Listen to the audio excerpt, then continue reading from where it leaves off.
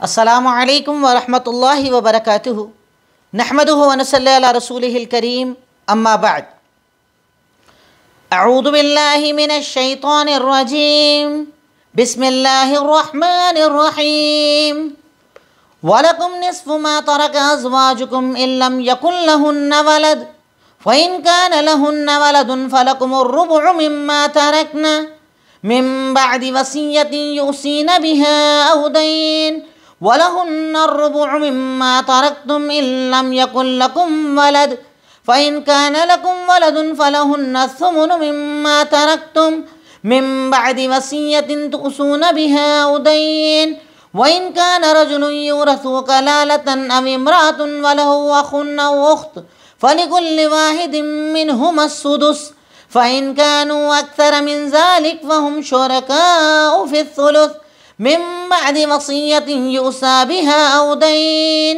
गैर मुदार्रिन वसिय्यतन मिनल्लाह वल्लाहु अलीमुन हलीम तिल्का हुदूदुल्लाह वमन युतिइल्लाह व रसूलहु युदखिलहु जन्नातिन तजरी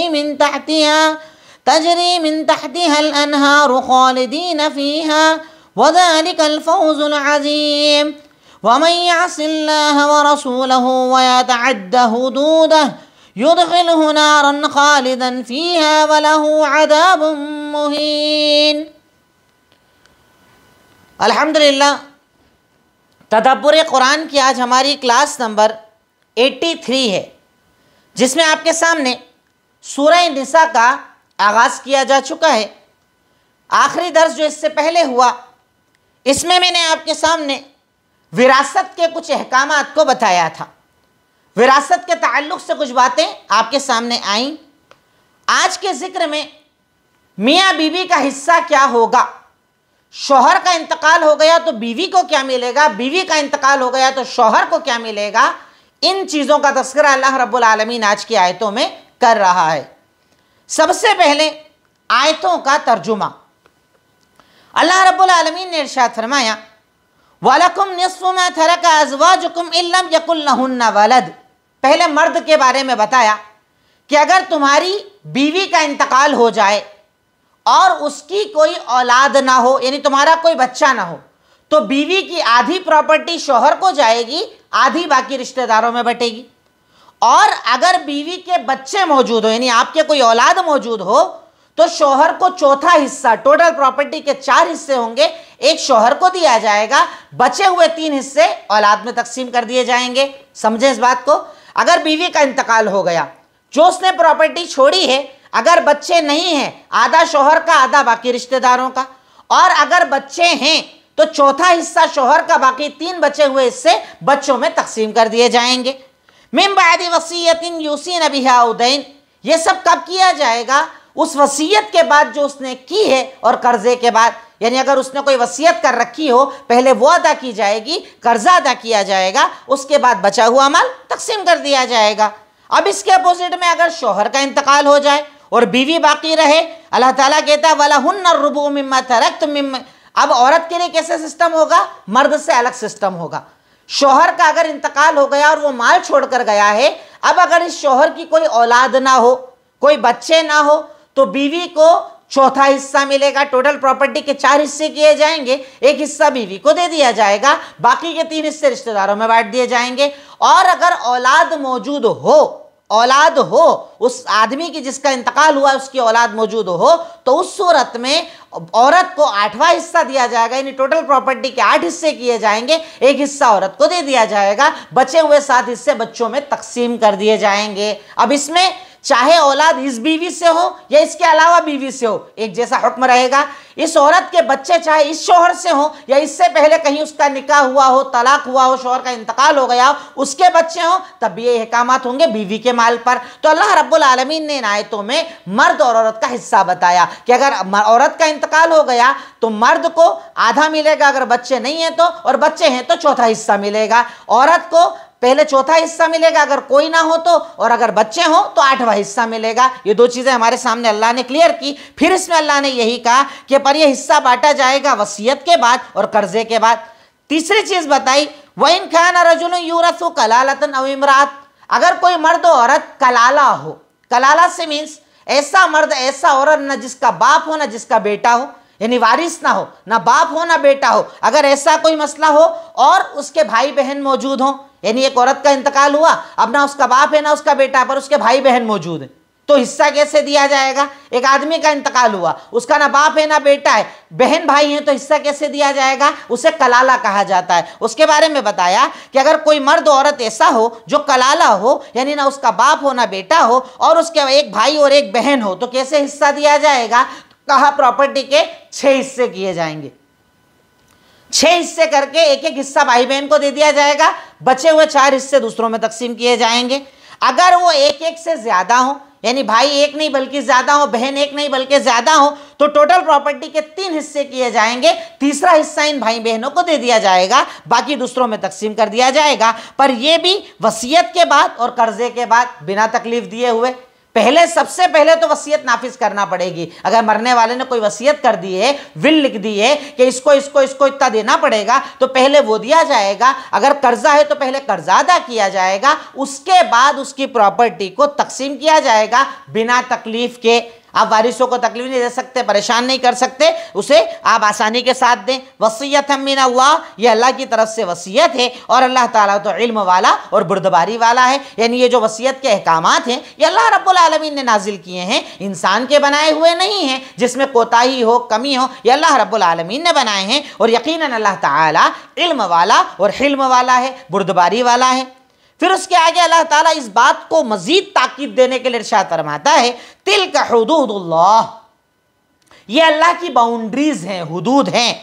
वमई, अल्लाह ताला कहता है, वमई युतिल्लाह व रसूलहु युदखिलहु जन्नातिन तजरी मिन तहतिहा अल-अनहार खालिदीना फीहा, यकीनन वो शख्स जो अल्लाह और उसके रसूल की इताअत करता है, रब्बुल आलमीन उसे ऐसी जन्नत में दाखिल करेगा जिसके नीचे नहरें बह रही होंगी, और वो उसमें हमेशा रहेंगे, जन्नती उसमें हमेशा रहेंगे। ज़ालिकल फौज़ुल अज़ीम, और ये बहुत बड़ी कामयाबी है। लेकिन जो अल्लाह और उसके रसूल की नाफरमानी करेगा, उसकी बाउंड्रीज को क्रॉस करेगा, अल्लाह रब्बुल आलमीन उसे जहन्नम में दाखिल करेगा, वो उसमें हमेशा रहेगा, और उसके लिए जिल्लत वाला अजाब है, यानी उसे जलील किया जाएगा, रुस्वा किया जाएगा सारी कायनात के सामने। रब्बुल आलमीन ऐसे लोगों को जिल्लत वाला अजाब देगा। तो तकरीबन इन 2 पेजेस के ऊपर अल्लाह रब्बुल आलमीन ने विरासत के बड़े बड़े मामलात को तो एक साथ जिक्र कर दिया। पहले हमारे सामने मर्द औरत के बारे में बताया था, अब मियाँ बीबी के बारे में बता दिया। अगर कोई कलाला है, यानी ना बाप है ना बेटा है, और उसके भाई बहन मौजूद हो, तो विरासत कैसे बांटी जाएगी, रब्बुल आलमीन ने वो भी बयान कर दिया। और साथ में ये भी बता दिया कि अगर ये अल्लाह की बाउंड्रीज पर तुम कायम रहोगे तो अल्लाह ताला जन्नत देगा जिसके नीचे नहरें बह रही होंगी, और अगर इन बाउंड्रीज को क्रॉस करोगे तो अल्लाह अजाब देगा। और अल्लाह रब्बुल आलमीन जब अजाब देता है तो बड़ा जिल्लत वाला दर्दनाक अजाब देता है। तो ये बातें अल्लाह रब्बुल आलमीन ने आज की आयतों में हमारे सामने रखी। अब आज की आयतों में वैसे तो मुश्किल अल्फाज नहीं है, सिवाय कुछ गिनतियों के, जो वर्ड्स गिनती के तौर पर आए हैं, बस वही मुश्किल अल्फाज हैं, उन्हीं को मैं आपके सामने रख दूं। अर्रुबु, 4th, चौथा हिस्सा।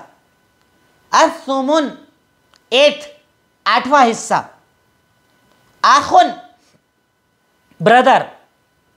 उख्तुन, सिस्टर, बहन। अखुन मीन्स भाई, उख्तुन मीन्स बहन। असुलुस, 3rd, तीसरा हिस्सा। हुदूद, लिमिट्स, बाउंड्री, हद, सरहद जिसे हम कहते हैं। हुदूद मीन्स हद, बाउंड्री, सरहद। ज्यादा मुश्किल अल्फाज आज की आयतों में थे नहीं, वही सारे अल्फाज रिपीट थे, इसलिए मैंने ज्यादा अल्फाज को आपके सामने नहीं रखा। अब बात आती है तदब्बुर की, कि आज की आयतों पर हमने क्या गौर किया। नंबर 1, मरने के बाद विरासत तकसीम करना अल्लाह का हुक्म है, कोई एहसान नहीं। यानी अगर आप विरासत बांट रहे हो तो किसी पे कोई एहसान नहीं कर रहे हो कि अगर मैं बड़ा हूं, मेरे पास पूरा माल आ गया है, तो मैं एहसान जताऊं कि देखो मैं तो तुमको विरासत दे रहा हूं, नहीं चाहता तो नहीं देता। तो कोई आप एहसान नहीं कर रहे हैं, यह हक है, फर्ज है, वाजिब है, आपको अदा करना ही होगा। अगर उसमें 1 रुपए का भी गबन कर लिया, 1 रुपए की भी खयानत कर ली, तो कल रोज़े क़यामत आपको अल्लाह रब्बुल आलमीन को जवाब देना होगा।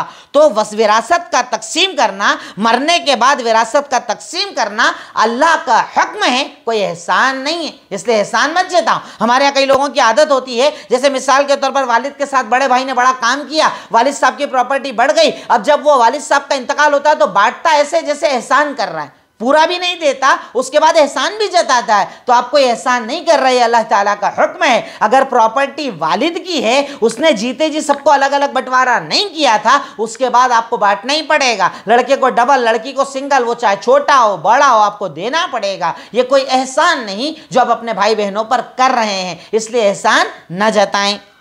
नेक्स्ट, अल्लाह अदल चाहता है कि माल किसी एक इंसान के पास ना रह जाए, इसलिए विरासत का सिस्टम बनाया। अल्लाह रब्बुल आलमीन बड़ा आदिल है, अदल को पसंद करता है और वो चाहता है कि बंदे भी आपस में एक दूसरे के साथ इंसाफ करें, इसलिए अल्लाह ताला ने विरासत के अहकामात को बताया। वरना होता क्या, इस बुनियाद पर झगड़े होते, कत्ल होते, साजिशें होती कि एक आदमी पूरा कब्जा कर लेता, एक भाई पूरा कब्जा कर लेता। भाई बोलता मैं तो तुझे कुछ नहीं दूंगा, बहन को इतना दूंगा, भाई को उतना दूंगा, इसको नहीं दूंगा, अपने एतबार से बांटता, तो जुल्म करता, गलत करता। और आज हम देखते हैं ना, जरा सी प्रॉपर्टी के चक्कर में कत्ल हो जाते हैं, पैसे के चक्कर में झगड़े हो जाते हैं, दुकान मकान पर कब्जे के चक्कर में ताल्लुकात खत्म हो जाते हैं। तो रब्बुल आलमीन इंसाफ करने वाला है, इंसाफ को पसंद करता है, इसलिए अल्लाह ने विरासत का पूरा अहकाम बताए, विरासत को नाजिल किया ताकि लोग आपस में झगड़ने से बच जाएं, इंसाफ के साथ मामला किया जाए, इंसाफ के साथ चीज़ों को बांटा जाए। इसलिए अल्लाह रब्बुल आलमीन ने विरासत के अहकामात को हमारे सामने बयान किया। इससे ये भी पता चलता है कि रब्बुल आलमीन का कोई भी हुक्म, कोई भी चीज़ जब अल्लाह हमें देता है ना, बेफायदा नहीं देता, विदाउट बेनिफिट्स नहीं देता है। हर चीज़ के कुछ ना कुछ फ़ायदे हैं। विरासत के अहकामात को अगर आप देखेंगे तो आपको इतने सारे फ़ायदे नज़र आएंगे। इससे मोहब्बत बढ़ती है, ताल्लुकात मजबूत होते हैं, गरीब का सहारा बनता है, परेशानियां खत्म होती है, गुनाह खत्म होते हैं, न जाने कितने सवाब हैं। अल्लाह रब्बुल आलमीन ने कोई भी अमल बेफ़ायदा हमें नहीं दिया है। नेक्स्ट, एक बड़ी प्यारी और बड़ी अहम चीज़ जो अल्लाह रब्बुल आलमीन से कबूल करे। अचानक मैं आयतों को पढ़ रहा था तो एक सवाल अक्सर लोग पूछते हैं, हमारे यहाँ कुछ लोगों का ये मानना है कि मरने के बाद मियाँ बीवी का रिश्ता खत्म हो जाता है। कई जगह जी हालत मैंने देखी है कि बीवी का इंतकाल हो तो शोहर को भी चेहरा नहीं देखने देते। मैंने खुद ये चीज़ें देखी है। क्यों? बोले इनका रिश्ता खत्म हो जाता है, मरने के बाद ज़ौजियत खत्म हो जाती है। अल्लाह अकबर, बड़ी प्यारी दलील जिसमें अल्लाह ताला ने इस मसले को क्लियर कर दिया। अल्लाह रब्बुल आलमीन देखिए वर्ड क्या इस्तेमाल कर रहा है, वलकुम निस्फुमा तरका अज़वाजुकुम, तुम्हारे लिए उसमें आधा है जो तुम्हारी बीवी ने छोड़ा है। मरने के बाद अल्लाह क्या बोल रहा है? बीवी जो छोड़ा है मरने के बाद, किसने? बीवी ने। यानी अल्लाह ताला ये हुक्म दे रहा है कि मरने से रिश्ते खत्म नहीं होते हैं। बीवी बीवी रहेगी, शोहर शोहर रहेगा, कोई रिश्ता खत्म नहीं होता, कोई ताल्लुकात खत्म नहीं होते। ये बड़ी प्यारी चीज अल्लाह ने बताई कि रब्बुल आलमीन विरासत की तकसीम में बीवी शोहर का लफ्ज इस्तेमाल कर रहा है कि बीवी ने जो छोड़ा है, शौहर ने जो छोड़ा है, अज़वाजुकुम कह रहा है अल्लाह रब्बुल आलमीन। तो इससे पता चला कि मरने से रिश्ता खत्म नहीं होता है, रिश्ता ये बाकी है, हमेशा बाकी रहता है। अगर उनके इंतकाल के वक्त वो मियाँ बीवी थे तो उनका रिश्ता बाकी है, मौत से रिश्ते खत्म नहीं होते। नेक्स्ट, मियाँ बीवी का हिस्सा क्या होगा ये आपके सामने क्लियर हुआ। बीवी का इंतकाल हो जाए, शौहर बच जाए, औलाद नहीं है, आधा दे दो, बात खत्म, आधा दूसरों में बांट दो। औलाद है, चौथा हिस्सा दे दो, बाकी औलाद में बांट दो। इसके अपोजिट में शौहर का इंतकाल हो गया, बीवी जिंदा है, चौथा हिस्सा दे दो अगर कोई औलाद नहीं है, और औलाद है, आठवां हिस्सा। बिल्कुल इजीली तकसीम होता है मियाँ बीवी का हिस्सा। नेक्स्ट, अल्लाह रब्बुल आलमीन ने 3 बार वसीयत और कर्जे का जिक्र किया। इससे उसकी अहमियत पता चलती कि मरने वाले ने अगर कोई वसीयत की है, आपको उसको नाफिज करना पड़ेगा। और जिसमें इस ज़िम्न में आप चाहें तो ये चीज़ लिख भी लें कि एक इंसान को चाहिए कि अगर वो वसीयत करे, 33% से ज़्यादा वसीयत नहीं कर सकते, जायज़ ही नहीं। 100 अगर आपके पास 1 लाख रुपए मौजूद है ना, तो आप 1 लाख में सिर्फ 33,000 की वसीयत कर सकते हो, उससे ज़्यादा नहीं हो। बाकी बच्चों का हक आप किसी को नहीं दे सकते। कई लोग हमारे यहाँ बोलते हैं ना, मर जाऊंगा फूटी कोड़ी नहीं दूंगा, पूरा मदरसे में दे जाऊंगा, पूरा मस्जिद में दे जाऊंगा, जायज़ ही नहीं, विरासत तकसीम ही नहीं होगी। आप ज्यादा से ज्यादा 33% हिस्से का हक रखते हैं कि किसी को दे दें, वसीयत कर दें। बाकी का जो हिस्सा है वो आपकी औलाद का है, वारिसों का है, आप किसी को नहीं दे सकते। लेकिन यहां पर यह बात पता चली कि वसीयत और कर्जे की कितनी अहमियत है। अगर मरने वाले ने कोई वसीयत की है, अल्लाह ने 3 बार रिपीट किया कि वसीयत के बाद, वसीयत के बाद, वसीयत के बाद, 3 बार रिपीट किया, कर्जे के बाद, कर्जे के बाद, कर्जे के बाद। तो पहले कर्जा उतारना पड़ेगा, वसीयत तो अगर कोई की है तो उसे देना पड़ेगा, उसके बाद विरासत का हिस्सा तकसीम किया जाएगा। नेक्स्ट, एक प्यारी चीज अपने जहन में रखें कि वसीयत वारिस के लिए नहीं होती है, गैर वारिस के लिए होती है। यानी जैसे मिसाल के तौर पर अब्बा का इंतकाल हो और वो वसीयत में लिख दे कि मेरे एक बेटे को आधा माल दे देना, बाकी पूरा बांट देना, तो वो हराम है, नाजायज। वसीयत होती है उन लोगों के लिए जो आपके वारिस नहीं है। वारिस के लिए वसीयत नहीं होती है कि ऐसे इतना दे देना, ऐसे इतना दे देना। हाँ, इतना लिख सकता है कि मेरे मरने के बाद मेरा पूरा हिस्सा इस्लामी तरीके से तकसीम कर देना, वो बात अलग है। पर अलग से किसी वारिस के लिए वसीयत करना जायज़ नहीं है। आप वारिस के लिए वसीयत नहीं कर सकते कि जैसे बाप ये सोचे कि मेरा ज़्यादा साथ रहने वाला था, इससे तो मैं 70% दे देता हूँ, बाकी को 30 दे देता हूँ। वो जायज़ ही नहीं है आपकी। वारिस के लिए वसीयत नहीं है, उसका जो हक बनता है उसे वही मिलेगा, उससे ज्यादा आप देने की ताकत नहीं रखते, तो वारिस के लिए वसीयत नहीं होती। नेक्स्ट, इस्लाम में हुकूकुल इबाद की अहमियत पता चली कि इस्लाम में बंदे का बंदे पर कितना ज्यादा हक है। आप मर गए, मरने के बाद आपको कितने सारों का हक अदा करना है। बेटे को हिस्सा मिलेगा, बेटी को हिस्सा मिलेगा, बीवी को हिस्सा मिलेगा, औलाद नहीं है चाचा को हिस्सा मिलेगा, बहन को हिस्सा मिलेगा। पूरा एक सिस्टम है अपने आप में, जिससे पता चलता है कि इस्लाम में हुकूकुल इबाद की बड़ी अहमियत है, बंदों के अधिकार की बड़ी अहमियत है। रब्बुल आलमीन हर बंदे को उसका बराबर हक दिलवाता है, किसी के हक में अल्लाह ताला कोई कोताही नहीं करवाता है। इस पर तो हालांकि मैं खुतबे तकरीर कई बार बयान कर चुका हूं कि इस्लाम तो पूरा का पूरा ही हुकूकुल इबाद है। 5 वक्ता नमाजें जमात से क्यों पढ़ते हो? एक मस्जिद में एक साथ जाओगे, मोहब्बत पैदा हो जाएगी। रोजा क्यों रखते हो? भूखे रहोगे, गरीबों की भूख का एहसास हो जाएगा। ज़कात क्यों देते हो? अमीर है गरीब को देगा ताकि बंदों में मोहब्बत पैदा हो जाएगी। हज क्यों करते हो? एक साथ एक मैदान में एक काम करोगे, मोहब्बत पैदा हो जाएगी। यानी अल्लाह रब्बुल आलमीन इत्तिहाद, हुकूकुल इबाद की अहमियत हमें हर कदम हर इबादत पर बताता है। नेक्स्ट, अगर विरासत तकसीम ना की जाए तो कयामत के दिन जलील किया जाएगा।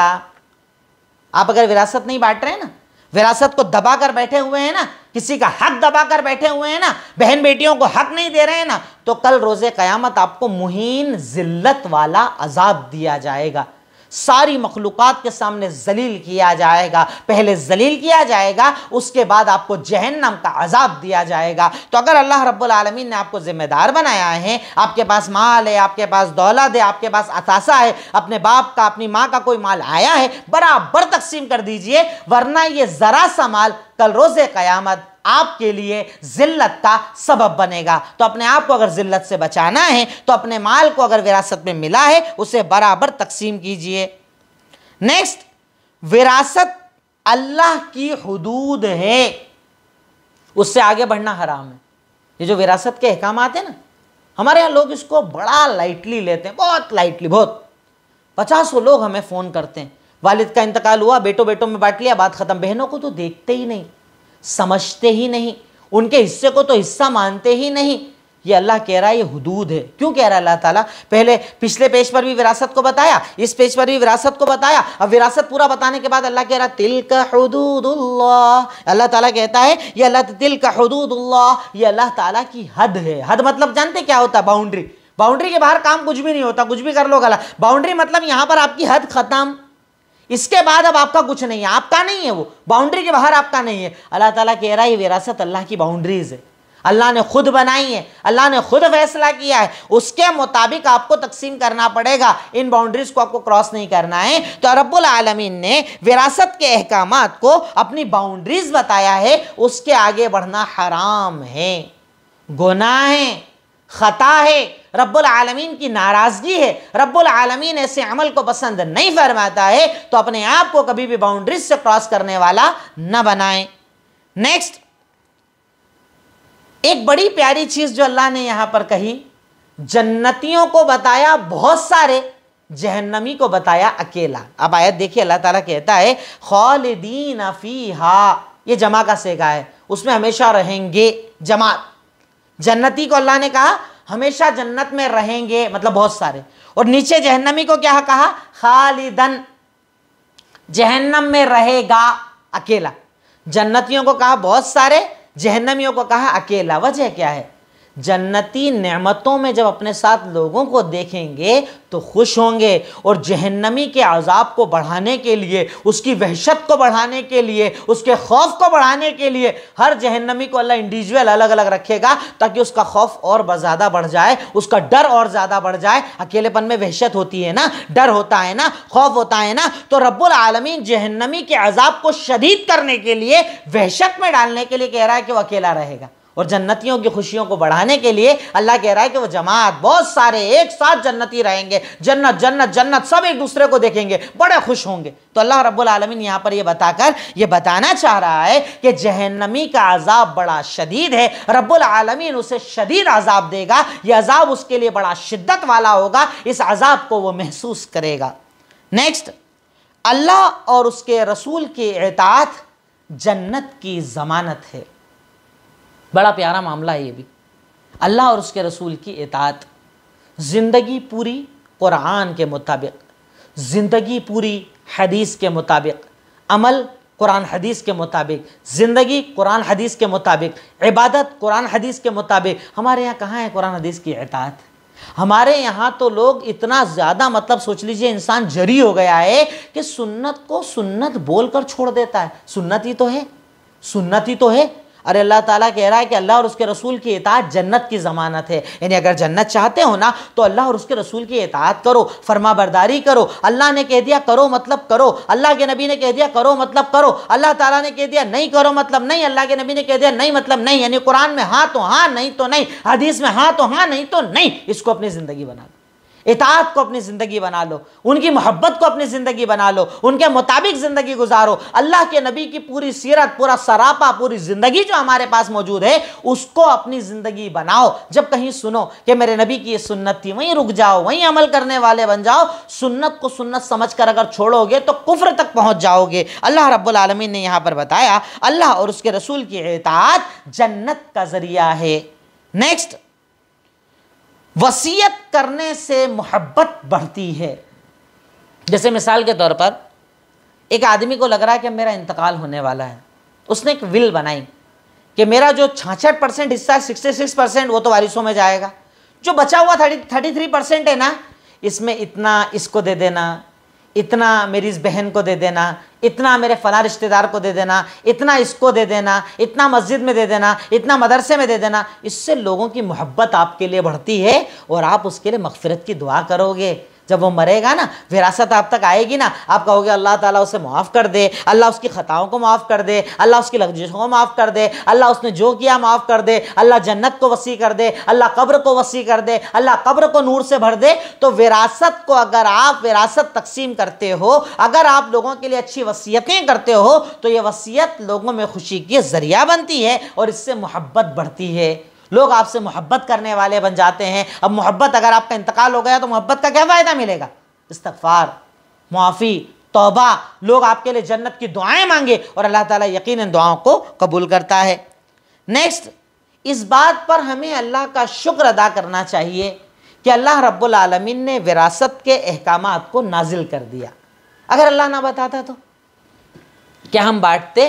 अरे हम इतने खुदगर्ज हैं कि हम खुद रख लेते, देते ही नहीं किसी को, देते तो ज़रा ज़रा सा देते। तो इस बात पर अल्लाह रब्बुल आलमीन का बेपनाह शुक्रिया अदा करो कि रब्बुल आलमीन ने विरासत के अहकामात को खुद नाजिल किया। ये करना, इसको इतना देना, इसको इतना नहीं देना, ये करना, ये करना, ये करना, बात ख़त्म। अल्लाह रब्बुल आलमीन ने खुद विरासत बता दी ताकि लोग कन्फ्यूज़ ना हो। और अल्लाह के नबी ने हदीसों में इससे ज़्यादा डिटेल में, इससे ज़्यादा तफसील के साथ कौन कौन है जिसको हक मिलेगा, कौन है जिसको नहीं मिलेगा, किसको कितना मिलेगा, किसके मिलने से किसका ख़त्म, किसके आने से किसका ख़त्म, ये सब अल्लाह के नबी ने डिटेल से बता दिया ताकि विरासत के अहकामात में हमें कभी भी, कहीं पर भी, किसी भी वक्त परेशानी ना आए। नेक्स्ट, अमल। हम इन आयतों पर आज क्या अमल करें? नंबर 1, वसीयत तैयार करो। वसीयत जब बनाओ, सबसे पहले तो उसमें ये लिख दो कि मेरा 66% जो हिस्सा है वो मेरे बच्चों में इस्लामी एतबार से तकसीम किया जाएगा। अब उसके बाद विल लिखो, मेरा फला रिश्तेदार गरीबों से इतना दे देना, इसको इतना दे देना, मस्जिद में इतना दे देना, मदरसे में इतना दे देना। ये वसीयत खुद करना चाहिए, खुद कर देना चाहिए, अपनी ज़िंदगी अपनी हयात में कर देना चाहिए, ताकि बच्चों में लड़ाई झगड़े ना हो। नेक्स्ट, इताअत से जन्नत मिलती है, तो खुद को अल्लाह और उसके रसूल का इताअत करने वाला बनाओ, इससे जन्नत मिलती है, अल्लाह की रज़ा मिलती है, अल्लाह ताला राज़ी होता है, जहन्नम से निजात मिलती है। तो इताअत का जज्बा खुद के अंदर पैदा करो। नेक्स्ट, अल्लाह और उसके रसूल की नाफरमानी से बचो, उनकी नाफरमानी कभी ना करो, उनके खिलाफ कभी ना जाओ, उनके खिलाफ बातें ना करो। जो हुक्म अल्लाह ने दिया, जो हुक्म अल्लाह के नबी ने दिया, उससे ख़त्म मानकर ख़त्म, मतलब ख़त्म, वहाँ पर रुक जाओ, स्टॉप कर लो, वहीं पर अपनी बात को ख़त्म कर लो। जितना ज़्यादा अल्लाह ताला ने ताकत दी है, तौफीक दी है, इताअत की आदत बनाओ, नाफरमानी से ख़ुद को बचाओ, हराम से ख़ुद को बचाओ, हलाल पर ख़ुद को जमाओ, तो इससे ज़िंदगी इंशाअल्लाह कामयाब होगी। और एक आखिरी चीज़ कि जब अल्लाह ताला ने दीन में हमें एक हुदूद और बाउंड्री दी है, तो कभी भी हम उसे क्रॉस ना करें। अल्लाह ताला ने बाउंड्री दी है, हलाल बताया है, हराम बताया है, सही बताया है, गलत बताया है, उसी पर रुक जाएं, उसी को अपनी ज़िंदगी माने। तकरीबन इन्हीं बातों पर आज की बात मुकम्मल होती है। और अल्लाह रब्बुल आलमीन से मैं दुआ गो हूँ कि अल्लाह रब्बुल आलमीन तो हमें कहने सुनने से ज़्यादा अमल की तौफीक अता फरमा, दीन पर जमने की तौफीक अता फरमा, सही तरीके से विरासत तकसीम करने की तौफीक अता फरमा, इस्लामी तरीके पर विरासत के सिस्टम को नाफिज करने की तो हमें तौफीक अता फरमा। ए अल्लाह, हमसे अगर कोई कोताही हुई उसे माफ़ फरमा दे, ख़ताओं को माफ़ फरमा दे, लग़ज़िशों को माफ़ फरमा दे, जाने अनजाने में होने वाले गुनाहों को माफ़ फरमा दे। इलाही, जितने भी लोग इस क्लास में आते हैं, क्लास के लिए मेहनतें करते हैं, रब्बुल आलमीन सबकी मेहनत को कबूल फरमा ले, सबके वक्त में बरकत अता फरमा दे, सबकी ज़िंदगियों में बरकत अता फरमा दे। व आखिरु दावाना अनिल हम्दुलिल्लाहि रब्बिल आलमीन। अस्सलामु अलैकुम व रहमतुल्लाहि व बरकातुहू।